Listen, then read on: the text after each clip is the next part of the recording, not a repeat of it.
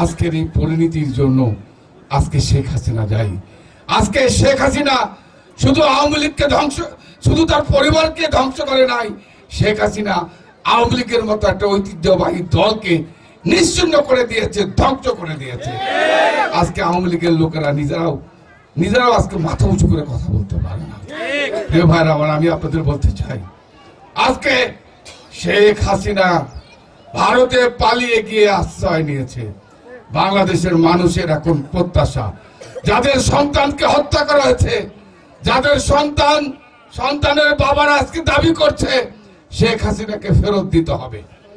কারণ যদি অনুপ চেটিয়া, বাংলাদেশের পরশ বড়ুয়া রাজনীতির কারণে যদি বাংলাদেশে পালিয়ে থাকার পর বাংলাদেশ সরকার অনুপ চেটিয়া এবং পরেশ বড়ুয়াকে যদি ফেরত দিয়ে থাকে সরকার, তাহলে একই আইনে আমরা বাংলাদেশের জনগণের প্রত্যাশা, আমরা চাই অতি সত্বর শেখ হাসিনাকে বাংলাদেশে ফেরত দিয়ে তাকে শাস্তির মুখোমুখি করে বাংলাদেশের মানুষের চাওয়াকে সম্মান দেবে, এটাই আমরা ইন্ডিয়া সরকারের কাছে প্রত্যাশা করি।